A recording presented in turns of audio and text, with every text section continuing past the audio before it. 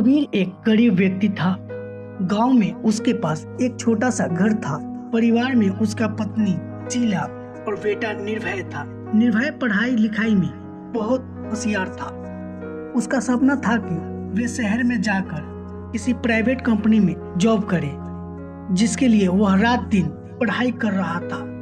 रघुवीर जैसे तैसे करके अपने बेटे निर्भय का एडमिशन एक अच्छे स्कूल में करवा रखा था। धीरे धीरे अपने बेटे का एडमिशन कॉलेज में करवा दिया। निर्भय अपने सपनों को पाने के लिए दिन रात मेहनत कर रहा था। पापा, क्या हम एक कंप्यूटर नहीं खरीद सकते हैं? आजकल कॉलेज में बहुत सारा काम मिलता है, उसमें बहुत काम कंप्यूटर से करना पड़ता है।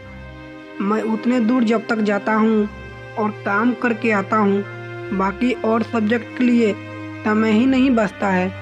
प्लीज़ पापा, एक कंप्यूटर खरीद दो। आखिर मैं आपका एकलौता बेटा हूँ। आप जो कुछ भी करेंगे मेरे लिए ही करेंगे।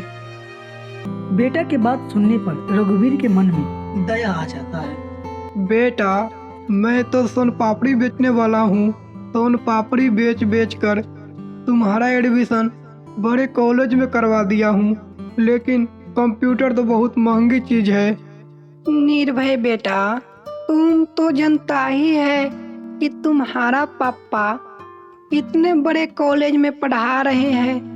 मानती हूँ बेटा कि ज़्यादा मेहनत लग रही होगी। कंप्यूटर खरीदना तो पॉसिबल नहीं है बेटा। जिस तरह मेहनत कर रहे हो उसी तरह करो। तुम्हारा मेहनत एक दिन जरूर रंग लाएगी। मैं कैसे आप लोगों को समझाऊं माँ कि आजकल हर काम डिजिटल होते जा रहा है। कंप्यूटर होना कितना जरूरी है। ठीक है बेटा, मुझे पहले ये तो बता, कंप्यूटर आता कितने का है? पापा, एक अच्छा कंप्यूटर 40 से 50,000 रुपए के आ जाता है। 50,000? ये तो बहुत ज्यादा महंगी है। आखिर मैं सोन पापड़ी बेचकर 50,000 कब तक पूरा करूंगा? जैसा भी हो पापा, पर आप ही देखो, मैं रोज रोज साइबर में जाकर काम करता हूँ, जिसमें 100-200 रुपए लग ही जाता है। रघुवीर और शीला एक दूसरे की ओर देखता है। उन्हें समझ में नहीं आ रहा था कि निर्भय के लिए 50,000 रुपए इतनी जल्दी कहां से पूरा करें। निर्भय के चल जाने के बाद शीला बोलती है, मेरे पास कोई ऐसा चीजें नहीं है जिसे बेचकर निर्भय के लिए कंप्यूटर लाए। क्या कहे शीला, जमीन भी रहता तो बेचकर पैसा आ जाता। कोई मुझे कर्जा भी नहीं दे सकता। जाता हूँ धनीराम सेठ के पास पैसा के लिए। धनीराम उस गांव के सबसे अमीर व्यक्ति थे, जो लोगों को ब्याज पर पैसा देकर उससे मोटी ब्याज वसूली करते थे। धनीराम जी, 50,000 की जरूरत है, कितना ब्याज लेंगे? देख भाई रघुवीर, पैसे के मामले में सारा बात करता हूँ। लेना होगा तो लेना, नहीं तो नहीं। 3% की ब्याज लगेगा। रघुवीर पैसों के ब्याज जोड़ने लगता है। 50,000 के 1,500 रुपए हो रहा था। धनीराम जी, मैं गरीब आदमी हूँ, मुझे इनकम नहीं है। दिन के 200 से 300 रुपए कमाता हूँ, थोड़ा कम लगा दो। भाई, ब्याज वसूलने का काम करता हूँ। अगर तेरे को कम लगा लूँ, वैसे ही सबको कम लगाऊँ तो बहुत ज़्यादा नुकसान हो जाएगा। लेना है तो बोल, गले से पैसे निकालूँ। 3% ब्याज लगेगा, उससे कम नहीं। रघुवीर के सामने अपने बेटे निर्भया का चेहरा याद आता है। बेटा एकलौता है, अगर पैसा लगा भी दिया तो कुछ न कुछ तो हासिल करके ही रहेगा। 50,000 बेटे के सामने कोई बड़ी बात नहीं है, पर बेटा बहुत ही मेहनती है। उसका भविष्य को हमें खराब नहीं करना चाहिए। जब कमाने लगेगा तो सबका पैसा चुका देगा। रघुवीर धनीराम से पैसा लेकर घर आ जाता है। निर्भय बेटा, तू इधर आ।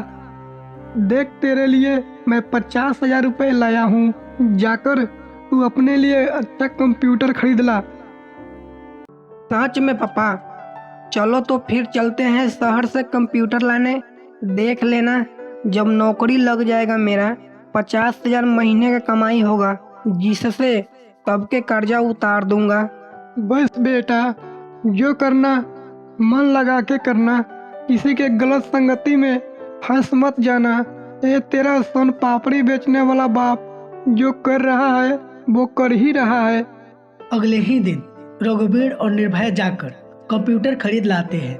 निर्भय को सब व्यवस्था घर पर ही मिलने के कारण और ज्यादा मेहनत करने लगा और वह बहुत अच्छे जॉब का एग्जाम भी पास कर लिया। वो जॉब के लिए अप्लाई भी कर देता है, उसे तुरंत ही नौकरी लग जाता है। बस माँ, अब आप लोग ये सोच लो कि दुख के दिन खत्म हो गया, मुझे नौकरी लग गया। बहुत खुशी की बात है। 70,000 महीने का सैलरी है मेरा। 70,000 महीने का सैलरी?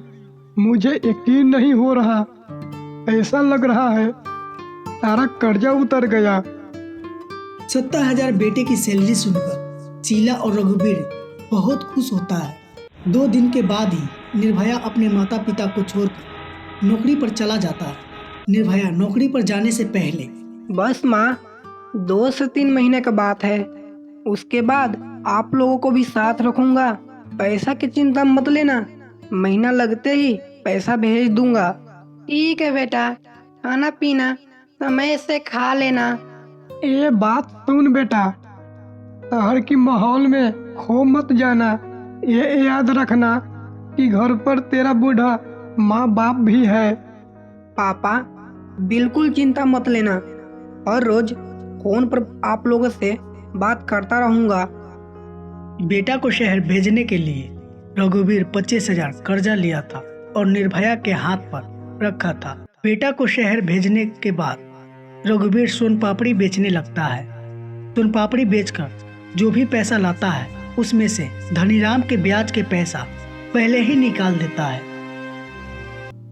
अब चिंता करने की कोई जरूरत नहीं है, हमारा निर्भय का नौकरी लग गया, वो भी महीने का 70,000 सैलरी वाली। भगवान मेरे बेटे को आबाद बनाए रखे। निर्भय शहर आकर नई नई चीजें देखकर और नए नए लोगों से मिलने पर इतना ज्यादा खो जाता है, उसे याद ही नहीं रहता कि गांव में मेरे बूढ़े माँ बाप भी हैं। और इधर रघुवीर और शीला के ज्यादा कर्जा हो जाने पर बहुत ही हालत खराब हो गई थी। निर्भय को शहर गए पूरे 2 साल हो गया था, लेकिन अपने बूढ़े माँ बाप के लिए 1 रुपए भी नहीं भेजता था। जब भी कोई गांव में पोस्टमैन आता तो रघुवीर और शीला को लगता कि निर्भय ने पैसे भेजे हैं, लेकिन पोस्टमैन घर के बगल से ही गुजर जाता। कैसा शहर गया है कि हमारी याद भी नहीं आता। जब भी फोन करती हूँ तो बोलता है, माँ मेरे पास बात करने का समय नहीं है अभी। क्या मेरा बेटा इतना काम में बिजी रहता है?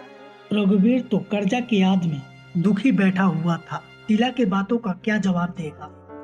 और इधर निर्भय शहर में, चलो यार कहीं होटल पे पार्टी करते हैं और अच्छा अच्छा खाते पीते हैं।